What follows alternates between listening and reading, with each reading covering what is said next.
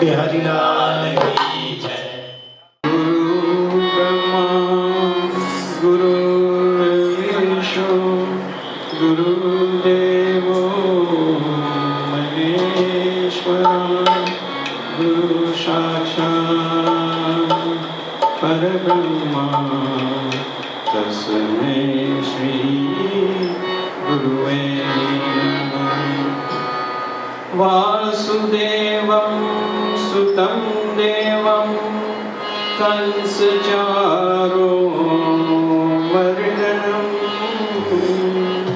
देवकी परमानन्दं कृष्ण वन्दे जगद्गुरु। कृष्ण वन्दे जगद्गुरु। बोलिए मोर मुकुट बंसी वाले। ओम नमः पार्वती पतये हर हर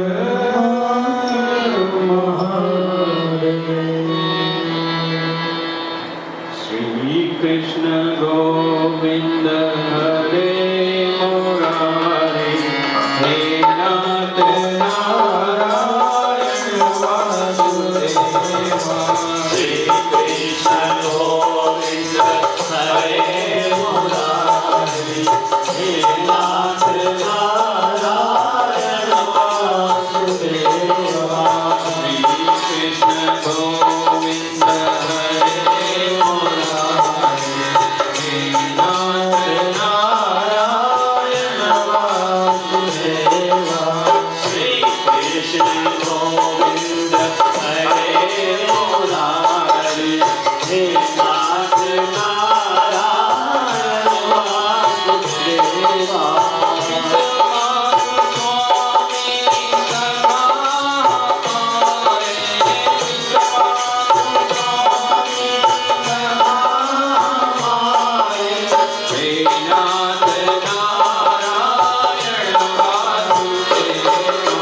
श्री कृष्ण गोविंद हरे मुरारी हे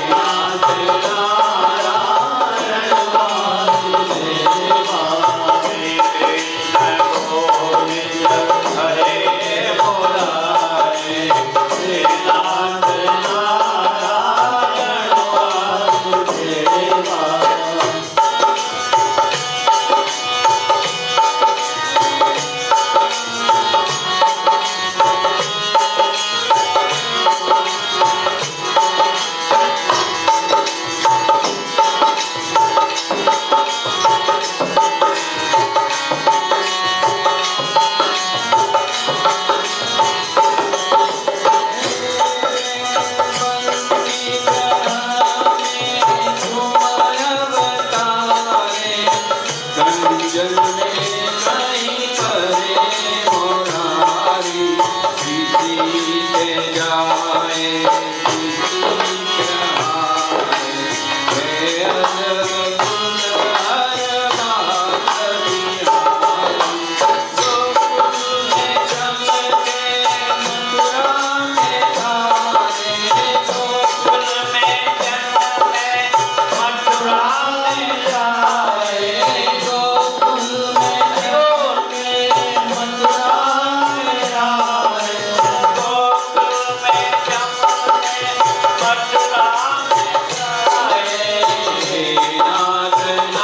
वासुदेवा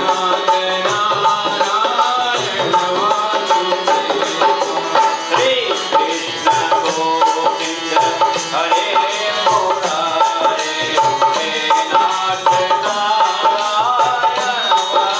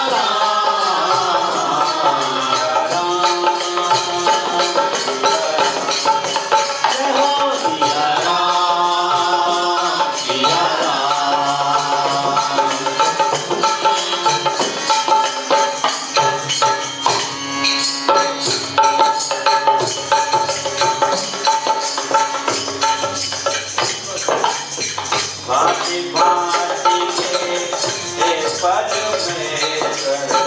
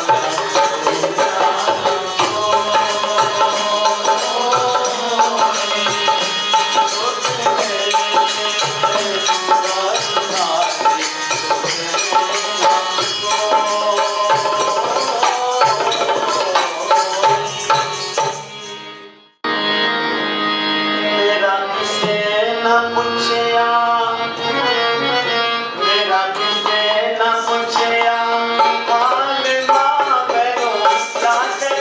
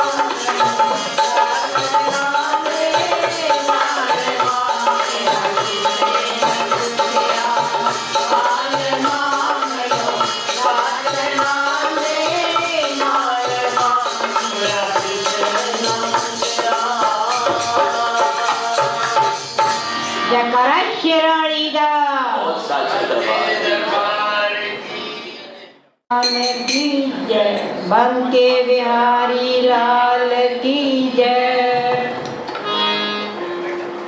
जदों कर गया हंस किनारा ए पिंजरा नकारा हो गया।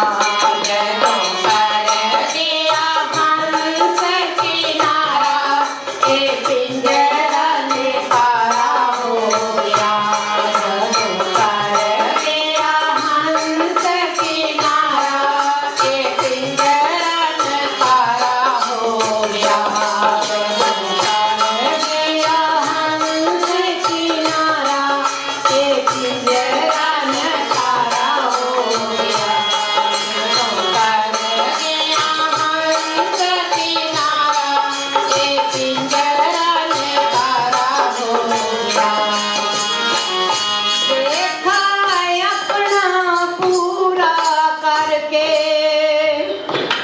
मारी हंस उडारी एक दिन दूर गया बंजारा सुन्नी छोड़ अटारी। ओ देखो बज गया काल नगाड़ा ओ पिंजरा नगाड़ा हो गया। ओ देखो बज गया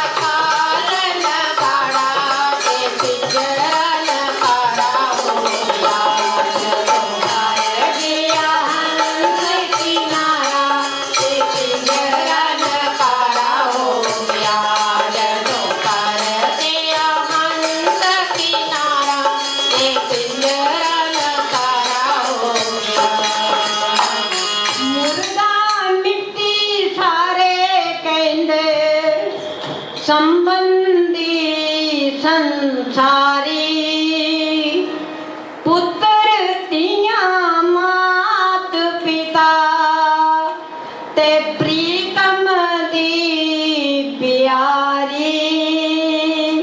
ओ आपे कहंदा है मिट्टी दा मुनारा ते पिंजरा नकारा हो गया। आपे कहंदा है मिट्टी दा मुनारा ते पिंजरा नकारा हो गया। आपे कहंदा है मिट्टी दा मुनारा ते पिंजरा नकारा हो गया। आपे कहंदा है मिट्टी दा मुनारा ते पिंजरा नकारा हो गया।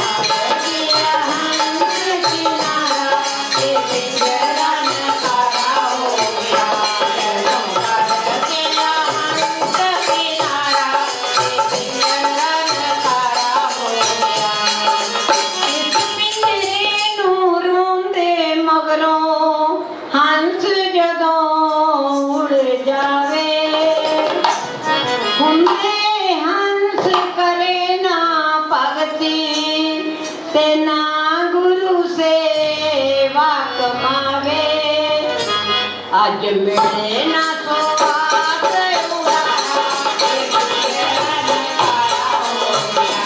आज मिले ना तो बात उड़ाया, ये पिंजरा नकारा हो गया। कर गया हंस किनारा, ये पिंजरा नकारा हो गया। कर गया हंस किनारा, ये पिंजरा नकारा हो गया। वो बंदी दरबार की है।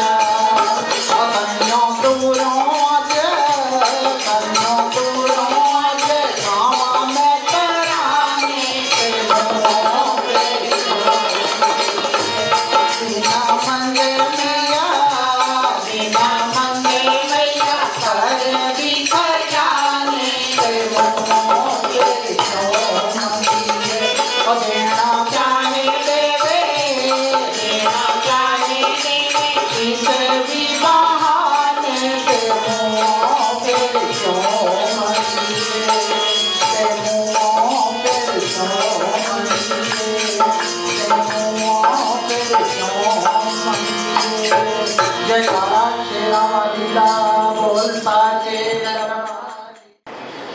वृंदावन बिहारी लाल की जय। आज हमारे हीरन जी हैं, उनकी तरफ से सत्यनारायण की कथा है और आप सभी लोग सत्यनारायण की कथा श्रवण करेंगे और हमें ये सौभाग्य मिला है कहने का, आपको सुनने का। और यहाँ तो सौभाग्य मिलता है, अच्छा आनंद ही आनंद है। और संडे को, ट्यूसडे को और 12 तारीख ट्यूसडे मंगलवार को सुंदरकांड का पाठ है। सभी लोग आइएगा और जैसी सूचना मिलेगी तो बाद में, कथा के बाद में आपको बता देंगे। एक बार तो से जयकारा बोलिए सत्यनारायण भगवान की जय। जय जय श्री राधा रमण, जय जय नवल किशोर, जय गोपी चित चोर प्रभु, जय जय माखन चोर। मैंने यहाँ अनुभव किया, महसूस किया कि कथा जब होती है तो लोगों को थोड़ी सी सुस्ती आ जाती है ना। कई लोगों को कथा प्रवचन कम अच्छे लगते हैं, कई लोग भजन ही भजन गाओ पंडित जी को बढ़िया है। जीवन के लिए सारी चीजें जरूरी हैं। कथा क्या है? कथा दर्पण है। कथा में जो जो प्रसंग आता है और हमारे जीवन से जुड़ जाता है तो समझ लो वही हमारी कथा है, और हमारी व्यथा को मिटाए वही कथा है। और कथा का जो प्रभाव जब चलता है, आप लोग बैठे रहते हैं, जिससे वाइब्रेट होता है और आपके अंदर वो शक्ति जाती है और वाइब्रेट होकर के अंदर से पापों को निकालता है और पुण्य का प्रवेश होता है। ये कथा का महत्व है। आइए हम चलते हैं उसी नैमिषारण्य क्षेत्र में, जहाँ 88,000 ऋषि एकत्रित होकर के कथा श्रवण करते हैं सूत जी से। और सूत जी महाराज है केवल 16 वर्ष के, कहने वाले 16 वर्ष के और सुनने वाले जिनकी उम्र कितनी है 50,000 वर्ष, लाख वर्ष तक वो कथा श्रवण करते हैं। तो चलते हैं नैमिषारण्य क्षेत्र में के कदा नैमिषारण्ये ऋषय सौनकादय पपक्षोमनय सर्वे सूत पौराणिकम खलु। नैमिषारण्य क्षेत्र आपने लखनऊ तो सुना होगा, लखनऊ से आगे सीतापुर जिला, वही नैमिषारण्य क्षेत्र है। नैम कहते हैं घेरे को, अरण्य कहते हैं वन को। सुंदर वन है, बालू बिछी हुई है, निरंतर कथा चलती रहती है। ऋषि मुनि आते हैं, सूत जी कथा सुनाते हैं अदृश्य रूप से और किसी को दिखाई नहीं देते। वही कथा हमारी व्यथा को मिटाती है। तो एकदा नैमिषारण्ये ऋषय सौनकादय पपक्षोमनयं सूत पौराणिकं खलु। नैमिषारण्य क्षेत्र में 88,000 ऋषि ने प्रश्न किया, महाराज आगे कलयुग आने वाला है और कलयुग में प्राणी वेद विद्या से रहित होगा, उनके लिए कोई छोटा सा उपाय बताएं। यही प्रश्न नारद जी ने और भगवान विष्णु से किया। नारद कौन है? नारद भगवान का मन है। नारद का अर्थ क्या है? नारद ज्ञानम ददाति नारद, जो ज्ञान देते हैं उसे नारद कहते हैं। भगवान से मिला दे उसे नारद कहते हैं। भक्ति का बीज बो दे उसे नारद कहते हैं। और नारद उनकी बात कभी खाली न जाए उसे नारद कहते हैं। और नारद जी कैसे हैं? नारद जी का तो मन लगता ही नहीं है। तो एकदा नारदो योगी परानुग्रह कांक्षया पर्यटनम विविध लोकानां मृत्युलोकामुपागतः। अनेक लोकों में भ्रमण करते हुए नारद जी मृत्यु लोक में आए। इस पृथ्वी पर हम रहते हैं, इसी को मृत्यु लोक कहते हैं। मृत्यु लोक क्यों कहते हैं? जब जन्म लेते हैं, जन्म के बाद जब हमारी उम्र पूरी हो जाती है, और उम्र पूरी जब होती है तो फिर हम शरीर छोड़ करके चले जाते हैं, मर करके चले जाते हैं, इसलिए इसको मृत्यु लोक कहते हैं। इसी मृत्यु लोक में नारद जी का आगमन हुआ। और नारद जी ने जब देखा, पूरे संसार में भ्रमण किया, तो क्या देखा? मृत्यु लोके जना सर्वे नाना क्लेशमन्विता नाना यौन समुत्पन्ना अक्षन्ते पाप कर्म भी। नारद जी ने पूरे संसार में घूम करके देखा, भैया मृत्यु लोक में तो सब लोग दुखी हैं। कोई तन दुखी, कोई मैं दुखी, धन बिन रहतु उदार, थोड़े थोड़े सब दुखी, सुखी प्रभु के दार। संसार में सब लोगों को दुखी देखा।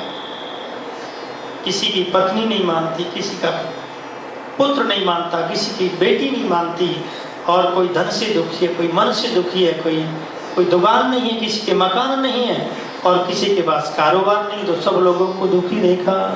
तो नारद जी दुखी हो गए। फिर इस जग में नारद जी का मन नहीं लगा। याद किया भगवान को, जग में दिल नहीं लगता रे मोहन, आना है तेरी नगरी। जग में दिल नहीं लगता रे मोहन, आना है तेरी नगरी। जग में दिल नहीं लगता रे मोहन, आना है तेरी नगरी। जग में दिल नहीं लगता,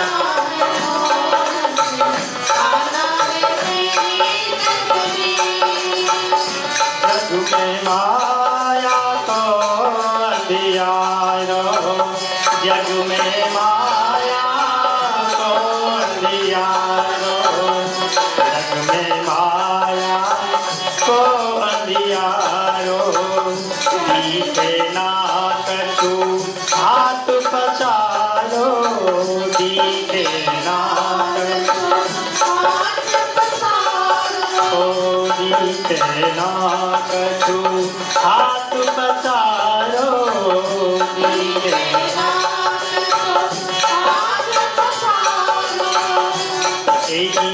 दर दर भटकत दोनों बिसरे है तेरी नगरी। दर अगर दोनों बिसर गई है तेरी नगरी।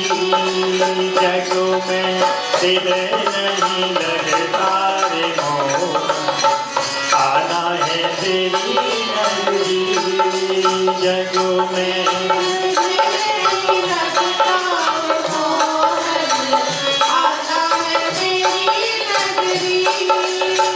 तेरे बिना वो चैन परेला, तेरे बिना वो चैन परेला, तेरे बिना वो चैन परेला।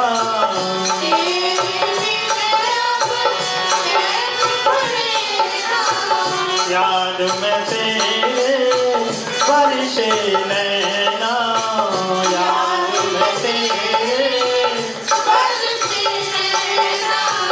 याद में तेरे बरसे नैना, याद में तेरे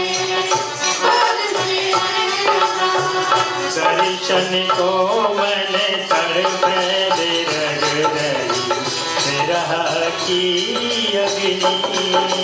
जग में दिल नहीं लगता रे मोहन, आना है तेरी नगरी।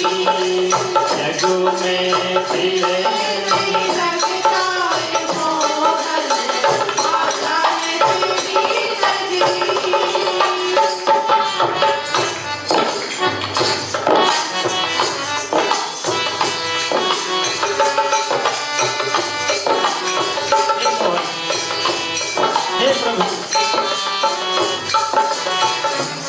तू आ जाया हमें बुला ले, तू आ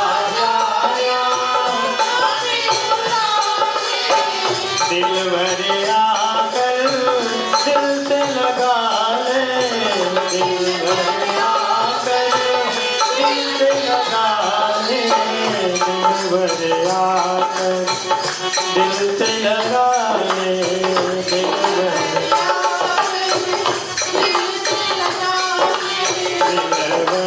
आकर दिल से लगा ले,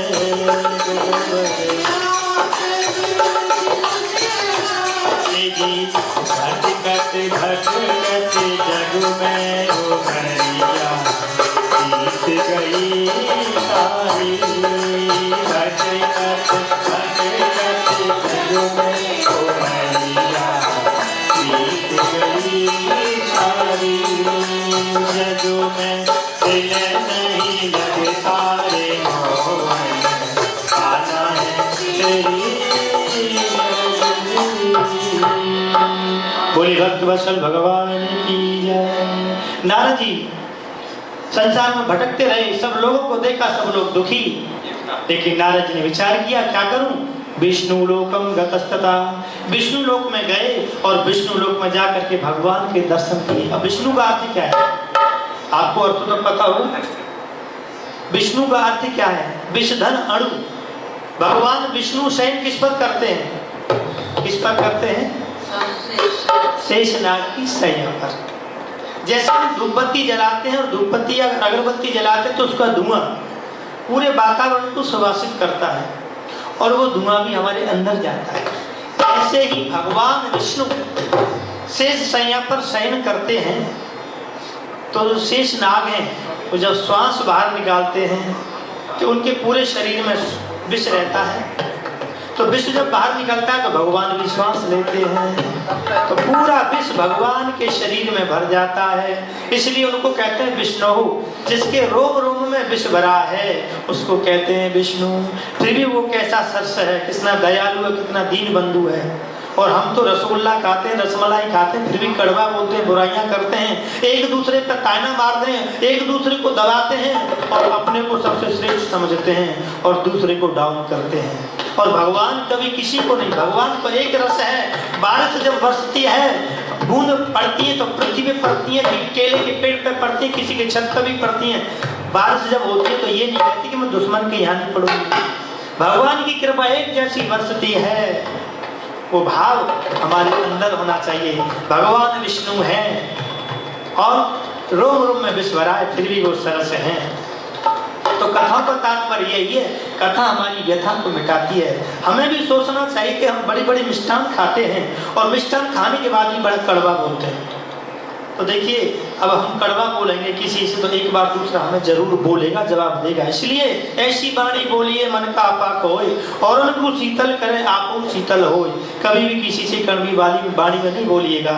नारद जी ने संसार में देखा विष्णु लोकम गतस्तता और विष्णु लोक में जाकर के भगवान से प्रार्थना की, नमो वान्ति शक्ति रूपाय आदि मध्यांतहीन। हे प्रभु मन वाणी से आपको पाया नहीं जा सकता, आप अनंत शक्तिदानी, भक्त का कल्याण करने के लिए निर्गुण से सगुण से विशेष बन करके आते हो। तो बहुत प्रार्थना की, भगवान ने दर्शन दिए। भगवान ने कहा नारद जी इतनी प्रार्थना क्यों कर रहे हो? तो नारद जी ने यही कहा प्रभु बिना स्वार्थ के कोई प्रार्थना भी नहीं करता, बिना स्वार्थ के कोई अच्छा भी नहीं बोलता। जब स्वार्थ होगा तब मीठा बोलेगा और काम बने घुर रहा है, काम निकल जाएगा तो फिर आंखें नटेगा, आंखें दिखाएगा, फिर सीधे मुंह बात भी नहीं करेगा। हमने बहुत लोगों को देखा है, लाखों लोगों से मिले हैं और डेली मिलते हैं। इंडिया में भी तो बहुत भीड़ होती है कथा में, तो हम अनुभव है कौन किस उसकी अंतरात्मा की मन की भावना भी हमारे अंदर प्रविष्ट हो जाती है। वो आदमी कैसा भाव लेकर के आया है, कोई भी खड़ा सामने महसूस हो जाता है। अब जैसे ही नारद जी ने पूछा प्रभु संसार के लोग दुखी, उनके लिए कोई उपाय बताएं? तो भगवान ने कहा नारद तुमने बहुत अच्छी बात की है। जो परोपकार करता है, जो दूसरे का भला करता है, दूसरे की भलाई करता है, दूसरे की अच्छाइयाँ करता है, उससे मैं बहुत प्रसन्न होता हूँ। जो दूसरे की बुराई करता है, दूसरे को डाउन करता है, उसे तो मैं और डाउन कर देता हूँ। इसलिए तुम संसार में भला करो। क्या करें कि सत्यनारायण शैवव्रतः, सत्यनारायण का व्रत सारे संसार में करिए। तो नारद जी ने कहा किम फलम किम विदानम कैनेव तद्व्रतम। हे प्रभु सत्यनारायण है कौन? तो भगवान ने स्वयं कहा सत्य सत्यम व्रत सत्य नेत्रम। सत्य का आचरण करना, सत्य बोलना, सत्य पर नियत रहना ही सत्यनारायण की कथा है। बिनु पद चले सुने बिनु काया, बिनु पद बिनु काया, कर बिनु करो करई विधाना, कर बिनु करो करई विधाना। बिनु पद चले सुने बिनु काना। भगवान कैसे हैं? जब हम पुकारते हैं तो वो निराकार है, निराकार से सब साकार आकर के बन जाता है। तो कहा तो क्या है कि सत्य का आचरण करोगे तो परमात्मा प्रकट होंगे। तो किम फलम किम विधानम कहीं तदव्रतम, फल क्या है, विधान क्या है, कब करना चाहिए? तो भगवान ने कह दिया दिनानाम नेमो नास्ति सर्वदा श्रवणम मतः। दिनों का कोई नेम नहीं है। जब मनुष्य के अंदर श्रद्धा और भाव उत्पन्न हो कि आज हमें सत्यनारायण की कथा करानी है, उसी दिन रंबा फलम घृतम चीरम गोधु मत्स्य चूर्णकम, केले के फल और चूर्ण, गेहूं का चूर्ण बनाएं, पंजीरी बनाएं और पंचामृत बना करके भगवान को अर्पित करें। सकुटुंब से परिवार से नित्य कल्याण प्राप्त्यर्थम अपने भाई बंधु कुटुंब परिवार जनों को बिठा करके कथा श्रवण करें। तो जब कथा श्रवण करेंगे तो फल क्या मिलेगा कि दुख शोकादि शमनम धन धान्य प्रवर्धनम सौभाग्य संततिकरम सर्वत्र विजय प्रदम। दुख निकल जाता है, शोक निकल जाता है, स्वार्थ संतान की प्राप्ति होती है। और विशेषतर कलयुग में छोटा सा उपाय कलऊ चंडी विनायक, कलयुग में गणेश और दुर्गा सत्यनारायण ये तत्काल फल देने वाले होते हैं। और अब तो सुंदर कांड सबसे बढ़िया सुंदर काम करने वाला होता है। जहाँ जहाँ जन जन में सुंदरकांड का पाठ होता है तो हनुमान जी उनके ऊपर कृपा करते हैं। तो सत्यनारायण की कथा जब श्रवण कर लेते हैं तो करने वाले, कहने वाले, सुनने वाले सारे सुखों को प्राप्त कर लेते हैं, सब दुख निकल जाते हैं। विशेषतर कलयुग में छोटा सा यही उपाय है। बोले सत्यनारायण भगवान की जय। सूत जी ने 88,000 ऋषियों को पहले अध्याय की कथा बताई। ये 5 अध्याय में है। हम दूसरे अध्याय में प्रवेश करते हैं। जोर से जयकारा लगाइएगा। बोलिए बांके बिहारी लाल की कश्चित काशीपुरी रम्ये विप्रोति निर्धन। सुंदर काशीपुरी नगरी में शतानंद नाम के गरीब ब्राह्मण थे। भिक्षा के लिए पृथ्वी पर निकलते, भिक्षा से उनके कुटुंब का पालन पोषण नहीं होता, गरीब थे। भगवान ने देखा ये गरीब ब्राह्मण है, रोजाना पृथ्वी पर निकलता है, जाकर के कुछ कृपा करूं। तो भगवान एक बूढ़े ब्राह्मण का रूप धारण करके आ गए और पूछने लगे किमर्थ भ्रम से नित्यम सदुखित मही। हे ब्राह्मण देवता, आपके चेहरे से महसूस होता है तू बहुत दुखी है। ये चेहरा होता है, कैमरा होता है, चेहरे के हाव भाव से पता चल जाता है आदमी सुखी है कि दुखी है। और भगवान तो अंतर्यामी, वो तो सब कुछ जानते हैं। केवल शतानंद ब्राह्मण का कल्याण करने के लिए एक बूढ़े ब्राह्मण का रूप धारण करके आ गए और पूछा भैया तू बहुत दुखी है, क्या बात है? शतानंद ब्राह्मण ने कह दिया कि ब्राह्मणो अहम दरिद्रो भिक्षा से भ्रम से मही। मैं बहुत गरीब ब्राह्मण हूँ, भिक्षा के लिए पृथ्वी पर निकलता हूँ, भिक्षा से मेरे कुटुंब का पालन पोषण नहीं होता। अगर आपके पास कोई उपाय है तो उपाय बता दीजिएगा। भगवान ने सोचा मन में, मैं उपाय बताने के लिए तो आया हूँ। तो कहा भैया तू एक काम कर, तू सत्यनारायण का पूजन कर, तेरी सारी मनोकामनाएं पूर्ण हो जाएंगी। शतानंद ने कह दिया मेरे पास तो कुछ भी नहीं है। तो भगवान ने कह दिया जब तेरे पास खूब हो जाए तो खूब धन लुटाना, लेकिन अब कुछ भी नहीं तो मन से कर, भाव भक्ति बता करके अंतर ध्यान हो गए। शतानंद संकल्प ले लिया कि कल भिक्षा से धन मिलेगा, मैं सत्यनारायण का पूजन करूंगा। अब तो प्रार्थना करने लगे सत्यनारायण मैं तो तेरी शरण, सत्यनारायण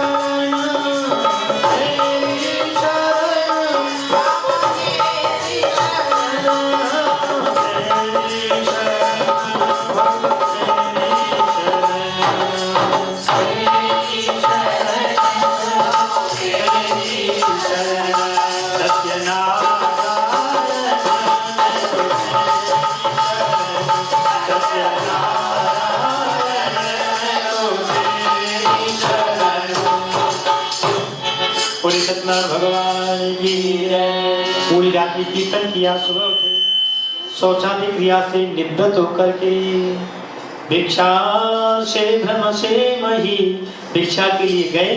दान दाताओं ने बहुत दान दिया। उस दान से भगवान की पूजन की सामग्री एकत्रित की। भक्ति भाव से जब एकत्र करके और भगवान का पूजन किया, और जब पूजन किया तो कंचन महल कियो, सोने के महल बन गए। सतानंद ने सोचा भगवान ने इतना धन दे दिया, अब तो हर महीने के महीने पूजन करूंगा। हर महीने के महीने पूजन करने लगे।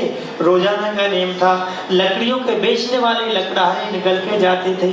उन्होंने देखा कल पर तो झोपड़ी पड़ी थी, आज बड़े महल खड़े हैं।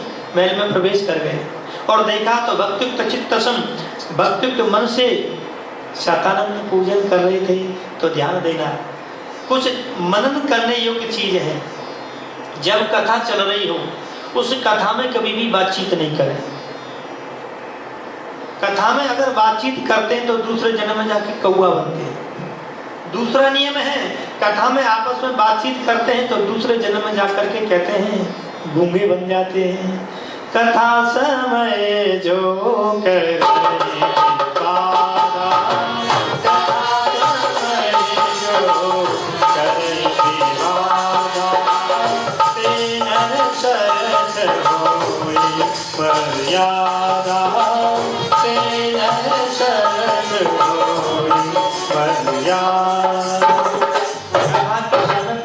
बातचीत नहीं करनी चाहिए, और कथा के समय पर कभी भी सोना नहीं चाहिए। कुछ नियम है। कथा के समय पर कभी भी किसी से बात नहीं करें, कभी भी किसी के पैर नहीं छुएं।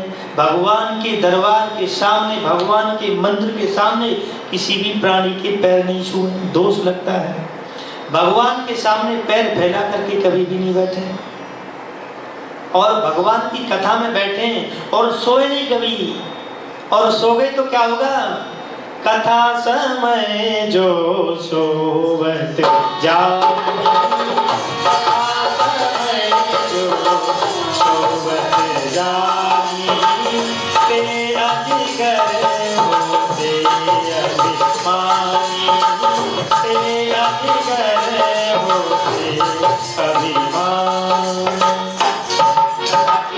पे कभी सोना नहीं चाहिए।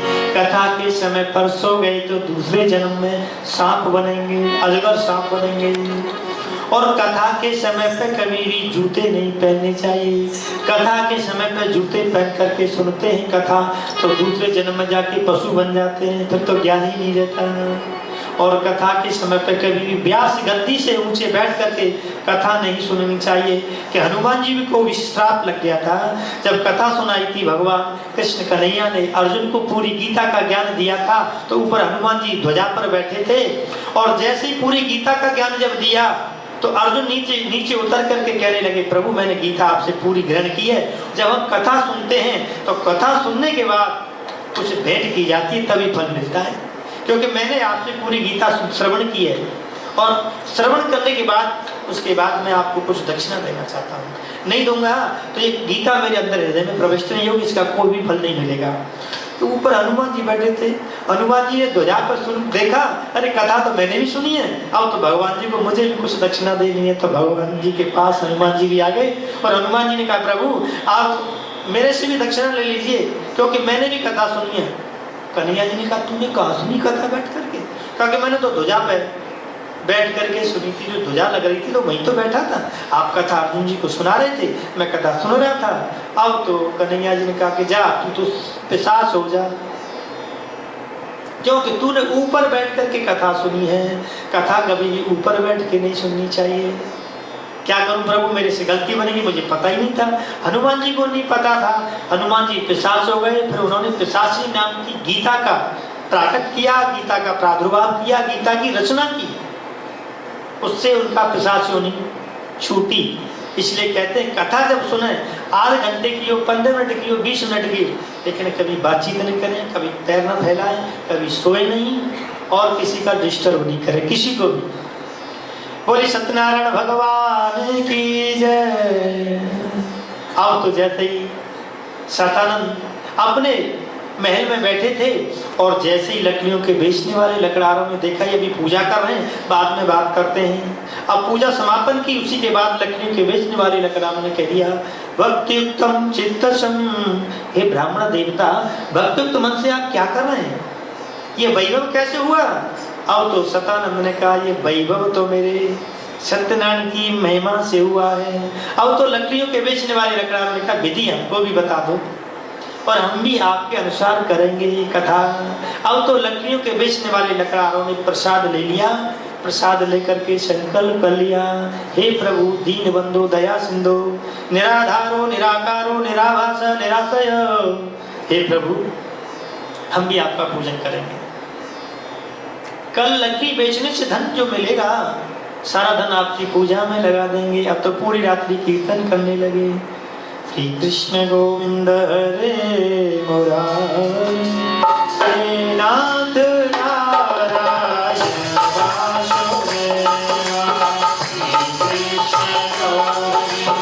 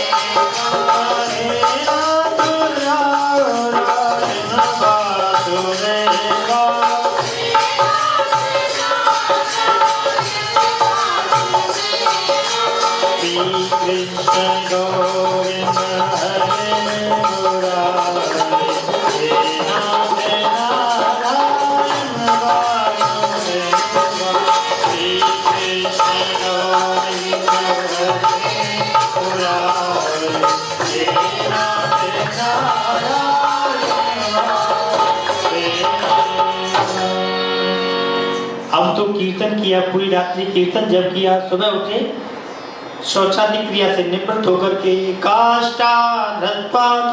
के लकड़ियों का बोझ रख करके बेचने के लिए जब गए तो तद गुणवान प्राप्त बांसव, लकड़ियों का दाम दूना मिला। और कहते हैं जब होंगे दाम तो फिर बनेंगे काम, बिना दाम के काम नहीं। और दाम के पीछे सब लोग भटकते डोल रहे है ना। किसी से कहो भैया कहता अरे साहब तो जॉब पर लेट है, शाम को आएंगे पंडित जी, है तो दाम के पीछे भाग रहे हैं, तो सभी भाग रहे हैं, तो आदमी तो भाग करके आए है ना 14,000 किलोमीटर। तो जब होंगे दाम तो बनेंगे काम, और जब दाम नहीं होंगे तो कोई काम नहीं बनेगा। लकड़ी में बेचने वाले लकड़हारों ने जब अपने सिर पर बोझ रख करके बेचने के लिए गए तो दाम दूना मिला।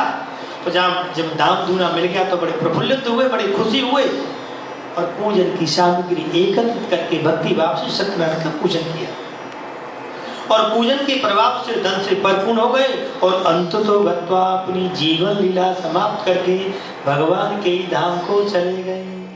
भूख नहीं लगती, कभी शरीर में से बदबू नहीं आती, कभी घोंटों में दर्द नहीं होता, कभी किडनी फेल नहीं होती, न कभी लिवर फेल होता। माँ तो सुंदर स्वरूप चतुर्भुजी रूप में बन जाते हैं जब हम यहाँ भजन करते हैं, दान करते हैं, पुण्य करते हैं, किसी का सहयोग करते हैं और किसी को कष्ट नहीं देते और भगवान की भक्ति में निरंतर रहते हैं तो अंततः अपनी जीवन लीला समाप्त करके उसी के धाम को चले जाते हैं। वहाँ कोई भी याद और व्याधि नहीं रहती और निरंतर इनका पूजन करते रहते हैं, ध्यान करते रहते हैं। सूत जी ने सुंदर कथा बताई। आगे कथा तीसरे अध्याय में हम प्रवेश करते हैं। काम को जितेंद्रिय उल्काप नाम के राजा। देखो मैं बहुत जल्दी कथा कह रहा हूँ, इसी कथा को मैं 4 घंटे में कहता हूँ क्योंकि टाइम ही खटका लग रहा है कि 1:30 बजने वाला है। हाँ ऐसे ही जन्माष्टमी पे ही तो भजन ही भजन थे, थोड़ी सी हमने कह दी, कोई बात नहीं। अब जैसे ही उल्कामुख नाम के राजा अपनी पत्नी को साथ लेकर के भद्रशिला नदी के किनारे पूजन कर रहे थे। और पूजन क्यों कर रहे थे? पुत्र की प्राप्ति के लिए। और पत्नी का अर्थ क्या है बता दो? पत्नी का अर्थ होता है पति को बुरी आदतों से बचाए, डांटे।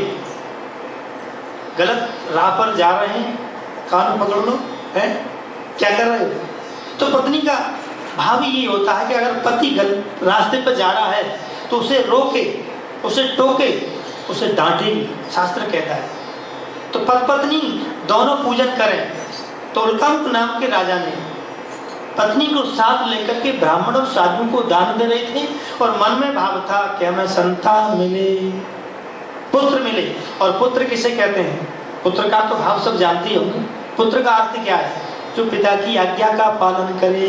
पुण्नामक नरक से तारत अपने आज्ञा उनकी सिर धरे सो ही पुत्र कहा। जो अपने पिता की एक ही बात को कहने पर काम को कर दे उसे पुत्र कहते हैं। आज्ञाकारी हो, पिता की आज्ञा का पालन करे उसे पुत्र कहते हैं। और बेटा किसे कहते हैं? वितरण करे, बर्बाद करे। मौका लगे जेब से पैसा निकाले, बर्बाद करे। मौका लगे दुकान बेचे, मकान बेचे, और मौका लगे पिताजी को बेच डाले, उसे बेटा कहते हैं, वितरण करे। और लड़का, लड़के का क्या अर्थ है पता है? कि बिना लड़े कोई काम नहीं करे उसे कहते हैं लड़का। कि लड़के लड़के होते हैं, लड़ते करते काम, पढ़ते भी लड़ते रहें, या सो लड़का। 24 घंटे माँ बाप से लड़े और बिना लड़े कोई काम नहीं करे उसे कहते हैं लड़का। और माँ बाप से दूर हो जाए, बिल्कुल मुड़ करके ही न देखे, उसे कहते हैं मोड़ा। मोड़ा का अर्थ होता है मोड़ा मुख माँ बाप से जोड़ा नाता नार, मानव या ब्रज में कहो मोड़ा ताय पुकार। धीरे धीरे शादी जब हो गई और बस माँ बाप से अलग हो गया, मुड़ गया, उसे मोड़ा कहते हैं। पुत्र सबसे श्रेष्ठ है। उल्कामुख नाम के राजा ने पुत्र की प्राप्ति के लिए भद्रशिला नदी के किनारे पूजन किया, साधु ब्राह्मणों को दान दिया। वही एक साधु बस व्यापार के लिए निकल के जा रहे थे, उन्होंने देखा भीड़ काय की लगी है। पूछा राजन आप क्या कर रहे हैं? कहा कि मैं पुत्र की प्राप्ति के लिए सत्यनारायण का पूजन कर रहा हूँ। तो साधु वैश्य ने कहा पुत्र तो मेरी भी नहीं है, विधि मुझे भी बता दो, मैं भी आपके अनुसार करूँगा। प्रसाद लिया, प्रसाद लेकर के और अपनी पत्नी लीलावती के पास आ गए और कहा देवी इस प्रसाद को ग्रहण करिए और हमारी कोई संतान होगी तो सत्यनारायण का पूजन करेंगे। प्रसाद लिया, सांसारिक क्रम में प्रवृत्त हुए। भगवान की प्रेरणा से लीलावती गर्भवती हुई और लीलावती जब गर्भवती हुई तो 10वें महीने कलावती का जन्म हुआ, एक बेटी का जन्म हुआ। और क्योंकि भगवान की कला से उत्पन्न हुई थी इसलिए उसका नाम कलावती रखा गया, तन्नाम कलावती। और जैसे ही पत्नी ने कहा स्वामी बेटी हुई है, बेटी का नामकरण भी हुआ है, अब चलो सत्यनारायण की कथा करें, तो पति ने कहा नहीं, विवाह समय कर्ष्यम। नामकरण में बहुत पैसा खर्च हो गया। और ध्यान देना जब भगवान का काम आता है, धार्मिक कार्य आता है तो जेब ढीली हो जाती है। हाँ, खुले पैसे ढूंढता है और जब अपना काम होता है तो विवाह शादी कोई भी कार्य हो, विवाह मकान बनवाओ, कुछ भी बनवाओ, फिर पैसे तो फिर नए जाने कहाँ से आते हैं। और भगवान की काम की कह दो कि भैया सुंदरकांड कराओ, सत्यनारायण की कथा कराओ, पूजन कराओ, गृह प्रवेश में ये कराओ, राम कथा कराओ, भागवत कराओ, अरे पैसा नहीं, अभी व्यापार ठीक नहीं चल रहा है। और जब बेटे की शादी आ जाए तो पैसा फट मिलता है। तो ये कुछ आदतें हैं। अब जैसे साधु वैश्य ने कह दिया विवाह समय कर्ष्यामि, विवाह के समय पे कर दूंगा, और व्यापार करने लग गया। इधर में उनकी बेटी धीरे धीरे धीरे बड़ी होने लगी और विवाह के योग्य हो गई। साधु वैश्य व्यापार से लौट करके आया तो देखा उनकी पुत्री बड़ी हो गई और विवाह के योग्य हो गई। अब चिंता बलवती हुई तो अपनी बेटी के लिए अपने दूत भेजे कि स्वेग बड़े पुत्र ढूंढ करके लेकर के आई।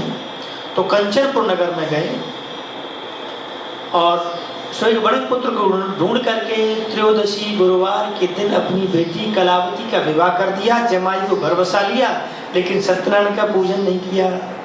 भगवान रुष्ट हो गए। भगवान ने श्राप दे दिया साधु वैश्य भविष्य तुझे महान दुख की प्राप्ति हो। अपने जमाई को बसा लिया घर में और सोचने लगे अब क्या करें, व्यापार करना चाहिए। तो चंद्रकेतु के नगर में गए, वहाँ बहुत बड़ी दुकान खोली, बहुत पैसा कमाया, लेकिन भगवान को भूल गए, भगवान की पूजा नहीं की। अब तो भगवान ने श्राप दे दिया। जिस नगर में ठहरे हुए थे, जिस राजा के नगर में, उसी राजा की माल की चोरी करके चोर चले आ रहे थे और चोरी किया वो धन उनकी दुकान में रख दिया। चोर स्वयं छुप गए, ससुर जमाई पकड़े गए, क्योंकि उन्हीं के पास में माल रखा था। ससुर जमाई दोनों ने कहा राजन हमने चोरी तो नहीं की, लेकिन हमको झूठा दोष लग रहा है, झूठा आरोप लग रहा है। राजा ने कहा देखो मेरे जितना माल था आपके पास चोरी का निकला है ना, तो आप ही चोर हैं। अविचार थे माँ दुर्गा का ने बिना विचार किए जेल में डाल दिया। दुख उठा रहे हैं। इधर में माँ बेटी लीलावती कलावती अन्न चिंता पराभूता भभ्राम च घरे घरे, अन्न की चिंता में भूखी प्यासी घर घर घूमने लगी। सायंकालीन एक ब्राह्मण की पूजा हो रही थी, बेटी चली गई, माँ सो गई, प्रसाद लेकर के आई तो माँ ने को जगाया, प्रसाद दिया। माँ ने कहा बेटी इतनी रात में तू कहाँ गई, तेरे मन में क्या है? बेटी ने कहा मैं प्रसाद लेकर के आई हूँ, मैंने सत्यनारायण की महिमा सुनी है, मैं सत्यनारायण का पूजन करूंगी। अब तो बेटी ने सत्यनारायण की पूजन की तैयारी की और भगवान से प्रार्थना की, हे प्रभु मेरे पति और पिता कुशल मंगल आ जाए तो मैं आपका पूजन करूंगी। भगवान ने प्रार्थना स्वीकार कर ली और बेटी ने सत्यनारायण की पूजा प्रारंभ कर दी। बोलिए सत्यनारायण भगवान की जय। और जैसे ही पूजन प्रारंभ किया तो भगवान ने राजा चंद्रकेतु से कहा राजन तुम बैठे हो जाओ, बिना विचार किए ससुर जमाई को जेल में डाल दिया है, सुबह उठे छोड़ देना, नहीं छोड़ेगा तो मैं तेरे राज्य को नष्ट कर दूंगा। ऐसा स्वप्न जब देखा, सुबह उठे, मंगल वस्तु हाथ में ली, सारा स्वप्न मंत्रियों को सुनाया। मंत्रियों की सलाह से उनको जेल से निकलवाया, उनकी हजामत बनवाई और उनका जितना धन छीना था दूना करके एक योजन में 4 कोस होती है, 4 कोस तक विदा किया और कह दिया अब आपको कोई भय नहीं है। कि राम ने काहू मार थे ना हत्यारे राम, अपने आप मर जाएंगे सो कर कर खोटे काम। कोई भी अगर मुसीबत आ जाती है, परेशानी आ जाती है तो सीधा भगवान पर डायरेक्ट अटैक करते हैं। ये भगवान ने किया, ये भगवान ने किया और अच्छा हो गया तो ये हमने किया है ना, सीधा भगवान को दोष लगाते हैं। तो भगवान कभी किसी को नहीं मारते, कभी किसी का बुरा नहीं करते, हमारे खोटे ही कर्म ग्रह बन करके आते हैं, वही हमको परेशान करते हैं।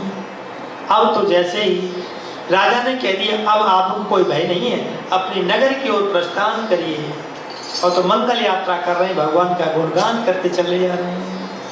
मेरा मन तुझसे लगा बंसी वारे, मेरा मन तुझसे लगा बंसी वारे,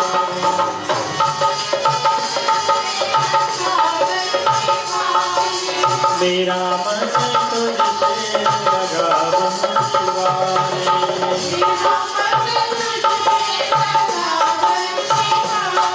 लगा बंसी वारे मोहन प्यारे, मेरा मन तुझसे लगा बंसी वारे।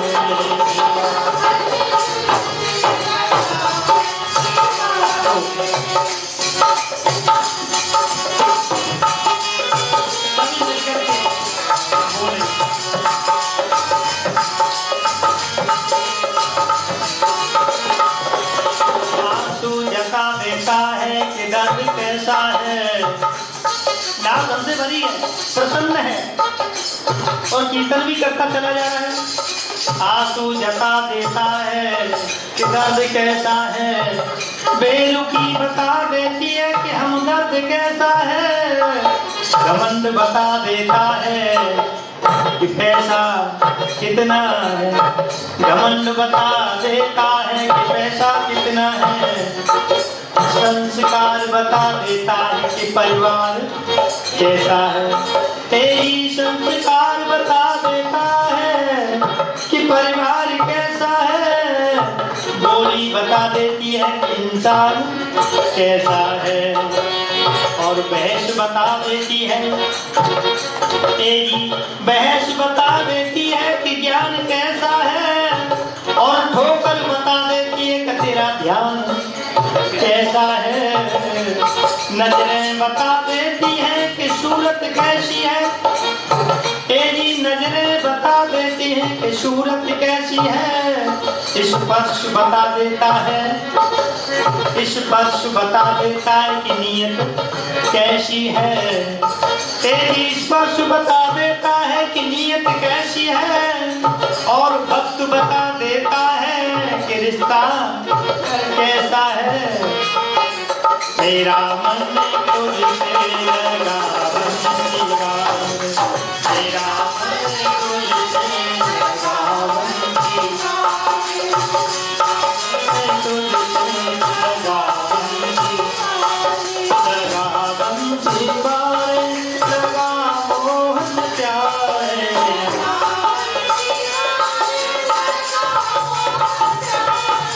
मेरा मन तुझसे लगा बंसीवा,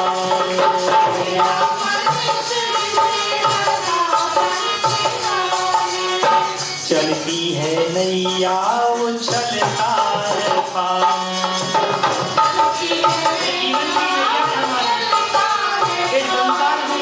समुद्र में हम जा रहे हैं, पानी का प्रभाव है, प्रभु से बचाइए। चलती है नैया उछलता है पानी,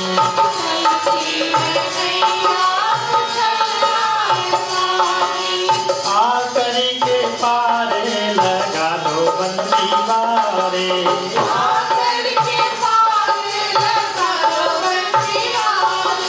मेरा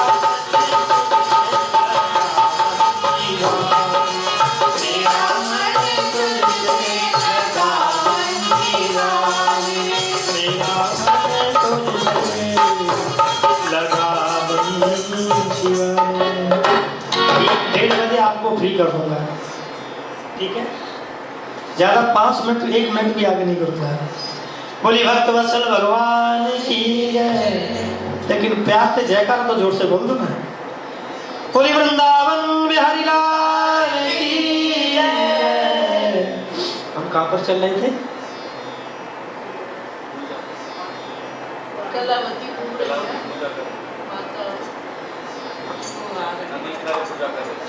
कहाँ पर? नदी किनारे पूजा के लिए आए थे।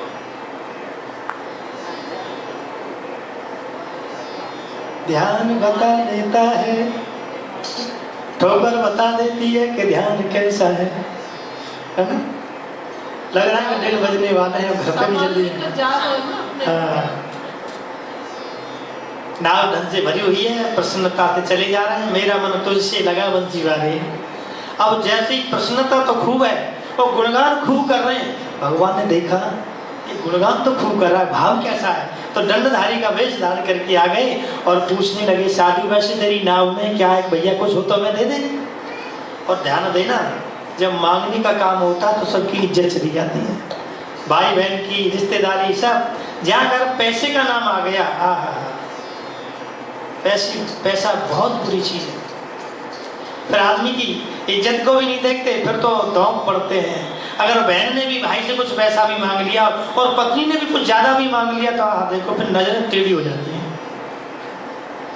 और जैसे ये तो भगवान खुद मांगने आ रहे हैं, और भगवान से कह दिया कि लता पत्रादिकशैव एवमेव नौका वर्तते।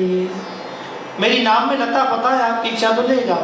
भगवान ने भी कह दिया एवमस्तु, वाणी का बाण बुरा है, जो मानव जैसा बोलेगा वैसा ही बुलवाएगा। छोटी सी सुंदर कथा। एक राजा ने महल बनवाया, और महल जब बनवाया तो सब नगर के लोग देखने के लिए आए, लेकिन मुखिया जी नहीं आए। राजा को बुरा लगा, मुखिया जी को बुलवाया और पूछा, मुखिया जी एक बात बताओ, नगर के जितने लोग थे सब आए लेकिन आप क्यों नहीं आए? चलो आ गए तो बुलावा भेजा, बताओ मेरा महल कैसा है? कई आदमी है होते ही ऐसे, बोलते ही बुरा। बोले महाराज क्या बताऊं, महल तो ठीक ठाक है लेकिन दरवाजा आपका बहुत छोटा है, मर गए तो कैसे निकाला जाए? मुखिया जी ने ऐसा बोला, राजा को बड़ा क्रोध आया। बाप रे, 1 घंटे से खड़े होकर के मैं दिखा रहा हूँ और बोला तो बोला क्या कि दरवाजा बहुत छोटा है और आप बहुत मोटे, तो मर गए, कैसे निकाला जाएगा। राजा को क्रोध आ गया, कमरे में बंद कर दिया। 12 बज गए। पत्नी को पता चली मुखिया जी कि मेरे पति देव गए हैं, अभी तो लौट के नहीं आए राजा के पास, क्या बात है, चाहो जाकर के पूछूं तो। और जैसे ही गई और राजा से प्रार्थना की, राजन्यम नमस्कृत्यम नरम चैव नरोत्तमम, हे राजन मैं नमस्कार करती हूँ, मेरे पति देव आए, वो कहाँ है। कहने लगे बस अपने पति देव की बात मत करो, उनसे तो बोलना ही नहीं आता है। अरे बड़ी मुश्किल से तो बुलाया, मैंने एक कक्ष दिखाया और एक कमरा दिखाया और पूछा कैसा लगता है, तो बोला दरवाजा बहुत छोटा है, आप बहुत मोटे, मर गए तो कैसे निकालेंगे। पत्नी बोली महाराज चिंता न करो, इन पे तो बोलना ही नहीं आता, ये तो बुद्धि के ही है, मैं समझाते समझाते हार गई।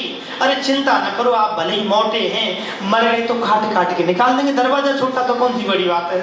ऐसी बाणी बोलिए मन का पाखो और निकुम शीतल कर आप शीतल हो। अब तो मुखिया जी की पत्नी को भी बंद कर दिया। अब दोनों पत्नी, मुखिया जी और मुखिया की पत्नी कमरे में बंद हैं। शाम का वक्त हो गया, पढ़ करके बच्चा आया और बच्चे ने सोचा कहाँ गए मेरे माँ बाप, तो पड़ोसी से पूछा। पड़ोसी ने कहा कि देखो तुम्हारे माता पिता तो राजा के पास गए, तो बड़ा खुश हुआ कि राजा से धन मिलेगा। अब तो दौड़ा दौड़ा गया, उसने भी नमस्कार की। राजन मेरे माता पिता आए, वो कहाँ हैं। कहा कि बस अपने माता पिता की बात मत पूछो। मैं क्या हो गया महाराज। अरे तेरे पिता ने ये बोल दिया कि दरवाजा बहुत छोटा है, आप बहुत मोटे हैं, मर गए तो कैसे निकाला जाएगा। और जैसी तुम्हारी माँ आई तो माँ ने तो गजब ही ढा दिया, उन्होंने कह दिया चिंता मत करो, मर गए तो काट काट के निकाल देंगे। बेटा बोला महाराज कुछ भी करने की जरूरत नहीं पड़ेगी, अगर आप मर भी गए तो अंदर ही दफना देंगे, बाहर निकालने की जरूरत भी नहीं पड़ेगी। इसलिए कहते हैं शिवानी बोलिए मन का आपा खोए और अनकू शीतल करे आप शीतल हो। कभी भी किसी से बुरा नहीं बोलना चाहिए। अब जैसे ही भगवान से कह दिया लता पत्राद कशी हुए, धन के होते हुए साधु वैश्य ने कह दिया भैया मेरी नाम में तो लता पता है, आपकी इच्छा तो ले जाओ। भगवान ने कह दिया एवं मस्तु, नाव हल्की हुई, लता पता आद हो गए। भगवान अंतर ध्यान होकर के वहां से दूर बैठ गए। अब जैसे ही देखा तो बड़े दुखी हो गए, मूर्छित होकर के पृथ्वी पर गिर पड़े। होश आने पर जमाइनी का पिताजी आप शोक न करें, माल मिल जाएगा, शायद दंडधारी के वेश में जो आए वो भगवान होंगे। हरि व्यापक सर्वत्र समाना, हरि व्यापक सर्वत्र समाना, प्रेम से प्रगट होई मैं जाना, प्रेम से प्रगट होई मैं जाना। हरि व्यापक सर्वत्र समाना, हरि व्यापक सर्वत्र समाना, प्रेम से प्रगट होई मैं जाना, प्रेम से प्रगट होई मैं जाना। भगवान प्रेम से प्रकट होते हैं, छोटे बच्चे से भी प्यार से बोलेंगे तो गोद में आ जाएगा, और जब हम किसी क्रोध करके ताड़ना देते हुए बोलेंगे तो भाग जाएगा। भगवान तो साक्षात अंतर्यामी है, भगवान का अपमान कर दिया और धन भी सब लता पता हो गए तो पृथ्वी पर भटकने लगे, पूछने लगे क्या करें। तो जमाइने का पिताजी आप शोक न करें, दंडधारी के वेश में जो आए शायद भगवान होंगे, हम उनको प्रेम से पुकारते हैं तो पुकारने लगे। समुद्र के किनारे दिखाई दे गए, चरणों में गिर पड़े। आम जनता के पैर कहलाए जाते हैं, भगवान गुरु के चरण कहलाए जाते हैं, उनके चरणों में गिर पड़े, प्रार्थना करने लगे। न जाना गुणारूपम, हे प्रभु आपके गुण रूप को नहीं जान पाए, माया है, मामा ने नहीं, या मन जो दिखाई नहीं देती वही माया है प्रभु। धन आ गया तो घमंड आ गया, आपको भूल गए। प्रभु हमारे धन को भरपूर करिए, आप दीन बंधु हैं, दया सिंधु हैं, कृपा करिए। धन भरपूर कर दिया और मंगल यात्रा करते करते अपने नगर के पास में गए। और जैसे ही अपने दूत भेजे, बेटी पूजन कर रही थी, दूत गए, बेटी ने नमस्कार की, कहा कि बेटा तुम्हारे पति पिता कुशल मंगल नगर के पास में आ चुके हैं। अब तो आनंद की हिलोरें हृदय में बढ़ने लगी। बेटी बिना प्रसाद खाए दौड़ लगाई और समुद्र के किनारे जैसे आई तो भगवान ने उनकी पति की नौका को जल में अलक्षित कर दिया, डुबो दिया। अब तो कलावती रोने लगी, कि पति बिन सुनी मांग पुत्र बिन है घर सुना, दो मुक्ति के मार्ग दो बिन है दुख दूना। बिना पति की नारी का कल्याण नहीं है, मांग सुनिए, गोद सुनिए, नारी का कल्याण नहीं है। तो मैं इस जीवन को लेकर के क्या करूंगी? हमारा शास्त्र भी कहता है, बता दूं ना? किसी को बुरा तो नहीं लगेगा? शास्त्र में लिखा है कि एक ही धर्म एक व्रत नेमा, एक ही धर्म एक व्रत नेमा, काई वचन मन पति पद प्रेमा, काई वचन मन पति पद प्रेमा, एक ही धर्म एक व्रत नेमा। एक ही धर्म है, एक ही नियम है, पति की सेवा करें। और पत्नी चिल्ला करके अगर पति से बोलती है, दूसरे जन्म में जा करके छिपकली बनती है। हमारे शास्त्रों में लिखा है, क्रोध करके चिल्ला करके भी पत्नी अपने पति से बोलती है तो दूसरे जन्म में जाके छिपकली बनती है। अब कलावती ने सोचा, बिना पति की मेरा जीवन बेकार है, अब क्या करूंगी? शरीर को लेकर के सती हो जाऊं। खड़ाई ली और जैसे ही जल में कूदने के लिए तैयार हुई तो आकाशवाणी साधु वैसे तेरी पुत्री घर जाए, प्रसाद लेकर के आए तो पति मिलेगा, अन्यथा नहीं। अब तो आकाशवाणी के शब्द सुने, घर ले जाकर के उसके मुख में चंद्रावत पंजरी डाली, उसी के प्रभाव से उनके पति की नौका जल की ऊपर आई और घर आकर के भक्ति भाव से पूजन किया और भगवान से प्रार्थना की, प्रभु हम जिस जन्म में जाएं, जिस योनि में जाएं, आपका पूजन करते रहे। बोले भक्तवत्सल भगवान की जय। लास्ट कथा सूत जी ने 5वें अध्याय में बताई। आशी तुंगध्वजो राजा प्रजा पालन तत्पर। तुंगध्वज नाम के राजा प्रजा का पालन करते थे पर अहंकार बहुत था। शिकार करने के लिए गए तो बरगद के पेड़ के नीचे गोपाल पूजन कर रहे थे। बरगद का पेड़ साक्षात शिव जी का रूप है, पीपल का वृक्ष साक्षात विष्णु का रूप है, गूलर का वृक्ष साक्षात ब्रह्मा जी का रूप है और जिनके घर में जितने पौधा लगे हैं किसी न किसी पौधे में सब देवताओं का वास है। हर वृक्ष में किसी न किसी देवता का वास रहता है। बट वृक्ष के नीचे गोपाल पूजन कर रहे थे।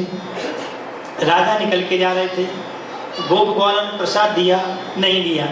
कहने लगे न जाने तुम कौन सी जाति के, मैं तुम्हारे हाथ का प्रसाद ग्रहण नहीं करूंगा क्योंकि मैं राजा हूँ। कुछ पंक्तियां हैं याद करने योग्य है। कभी भी घमंड नहीं करना चाहिए, कभी अहंकार नहीं करना चाहिए। अहंकार केवल ये करना चाहिए कि मैं भगवान का हूँ, भगवान मेरा है, लेकिन स्वाभिमान को कभी भी गिराना नहीं चाहिए। जैसे ही गोपालों ने प्रसाद दिया, नहीं लिया, अहंकार हुआ और लौट करके जब आए सब धनम धान सब नष्ट हो गया। अब तो अहंकार सब नष्ट हुआ कि मैं राजा, मेरा तो सब कुछ नष्ट हुआ। हुआ कैसे? गोप वालों का अपमान किया है मैंने। गुरु के पास गए, गुरु से प्रार्थना की, गुरु ने कहा कि तुमने किसी का अपमान किया है। ध्यान देना, जो मानव गलती करता है एहसास अंदर जरूर रहता है कि मैंने गलती की है, दूसरे को वो भले ही न बताए।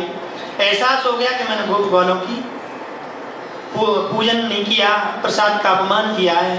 अब तो पुनः एहसास हो गया, पुनः लौट करके गया, क्षमा याचना की कि भैया मुझे बहुत घमंड था, मैं राजा, लेकिन मेरा सब घमंड दूर हो गया, मैं आपके साथ मिलकर के पूजा करूंगा। इसलिए कहते हैं, कुछ पंक्तियां हैं याद करने योग्य हैं। मानव कहे कि मैं बड़ा तो इस धरती पर क्यों खड़ा, धरती कहे कि मैं बड़ी तो शेष के सिर पर क्यों खड़ी, शेष कहे कि मैं बड़ा तो शंकर के गले में क्यों पड़ा, शंकर कहे कि मैं बड़ा तो कैलाश पर क्यों अड़ा, कैलाश कहे कि मैं बड़ा तो रावण के डर से क्यों खलबला, रावण कहे कि मैं बड़ा तो बाली की बगल में क्यों दबा, बाली कहे कि मैं बड़ा तो भगवान के चरणों में क्यों पड़ा, भगवान कहे कि मैं बड़ा तो भक्त के हृदय में क्यों बसा।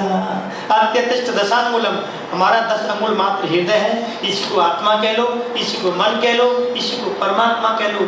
जब ये पवित्र होगा, इसके अंदर कपट नहीं होगा, बुरा हम सोचेंगे नहीं तो इसी हृदय में आकर के परमात्मा विराजमान हो जाएंगे। इसलिए कहते हैं बसा ले मन मंदिर में राम, बसा ले मन मंदिर में राम, बसा ले मन मंदिर में राम, बसा ले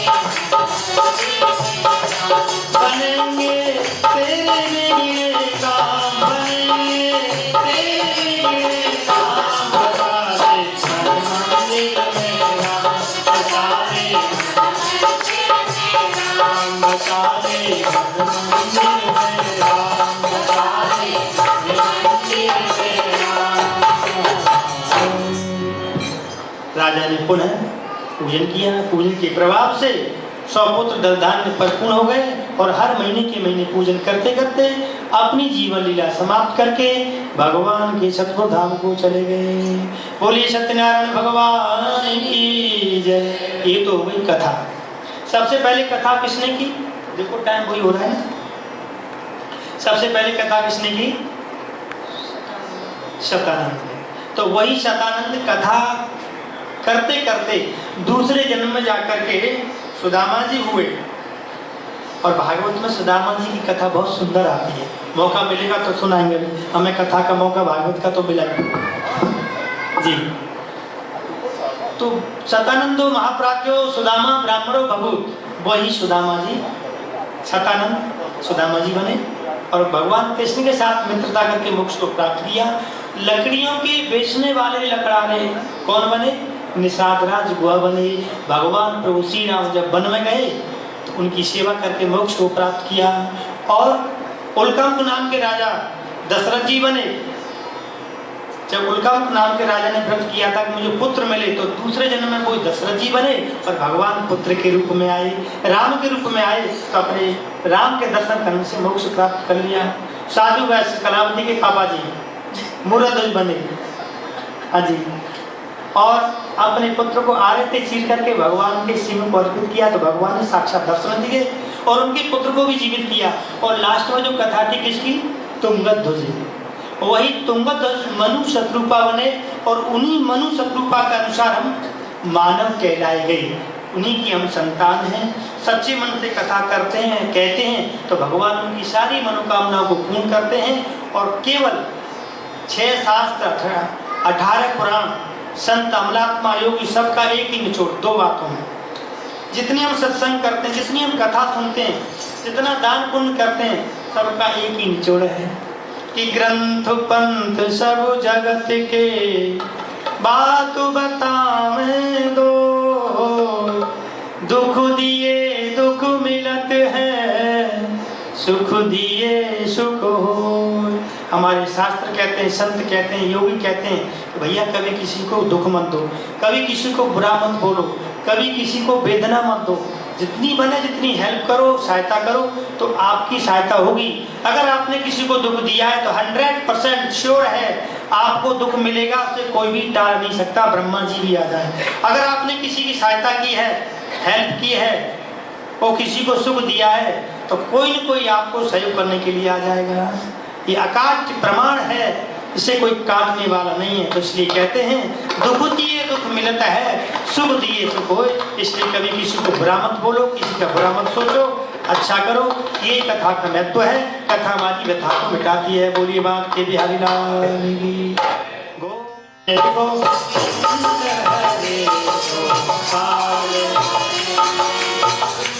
हरे गोपाल हरे जय जय प्रभु दीन दयाल हरे जय जय प्रभु दीन दयाल हरे। बोले भक्तवत्सल भगवान की जय। वृंदावन बिहारी लाल की जय। जैसा कि आपको मालूम है कि अभी हमारा जन्माष्टमी उत्सव बड़ी धूमधाम से जहाँ हुआ, आप सब लोग जहाँ पर आकर आनंद लिए हैं और हमारे भगवान जी भी उस समय पर डांस कर रहे थे, सब गोप ग्वालों के सिर पे चढ़ के, है ना।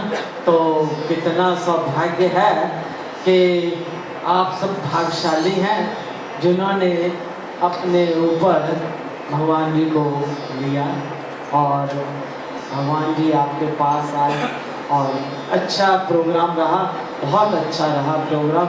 मैं बहुत डर रही थी कि लोग नहीं आएंगे, पर लोग आए।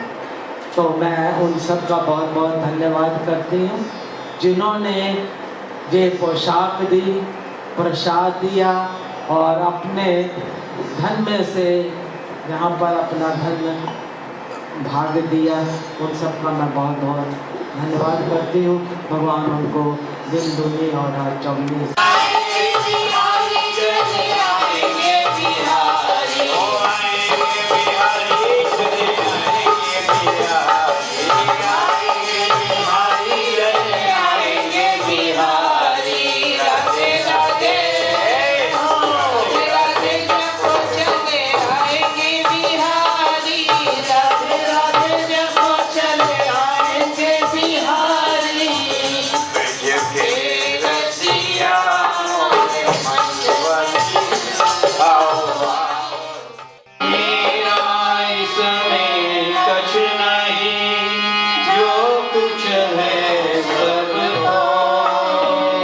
तेरा तुझको सौंपता क्या लागे हो, ना कुछ किया न कर सकूं, ना कुछ करने योग्य, जो कुछ किया प्रभु आप किया, आप ही करने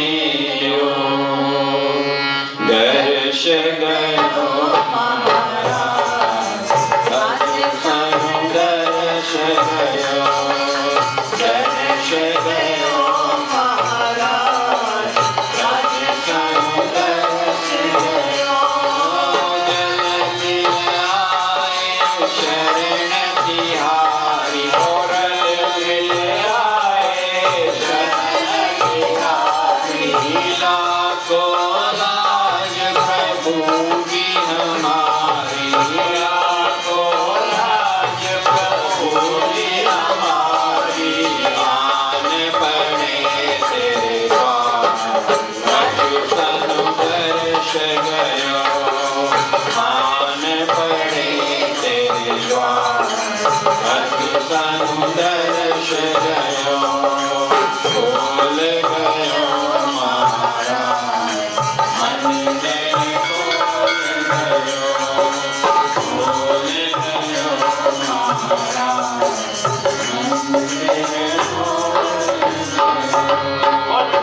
बिहारी लाल शक्तियाँ जोता वाली माता वाली सदा, जय करा शेरा वाली दा बोल साचे दरबार की।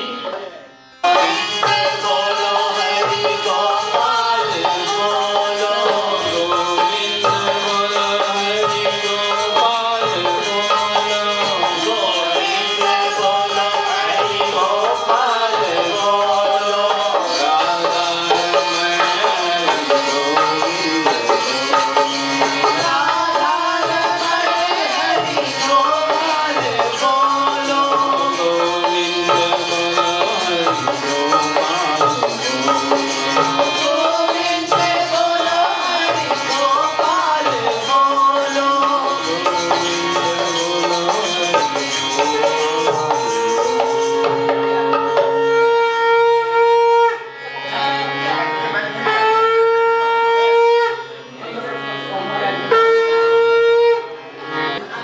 जय लक्ष्मी रमणा स्वामी, जय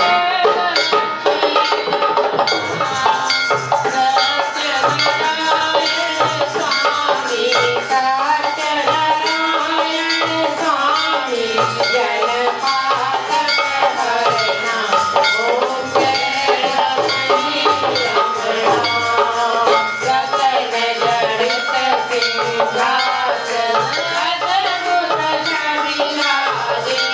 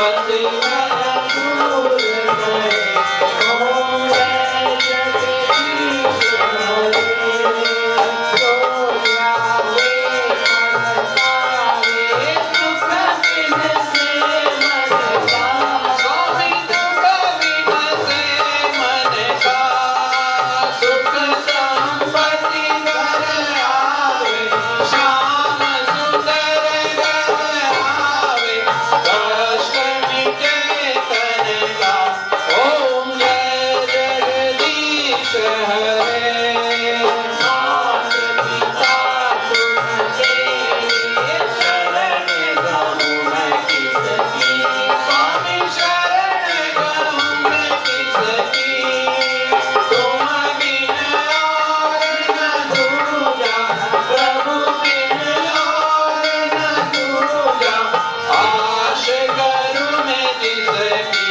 ओम जय जगदीश हरे तुम पूरण परमात्मा तुम अंतर्यामी स्वामी तुम अंतर्यामी पार ब्रह्म परमेश्वर पार ब्रह्म परमेश्वर तुम सबके स्वामी ओम जय जगदीश हरे तुम करुणा के सागर तुम पालन करता स्वामी तुम रक्षा करता मैं मूरख बलकामी मैं सेवक तुम स्वामी कृपा करो बरसा ओम जय जगदीश हरे तुम हो एक अगोचर सबके प्राणपति स्वामी सबके प्राणपति किस बिन मिलो दया में किस बिन मिलो कृपा में तुमको मैं तुमकी ओम जय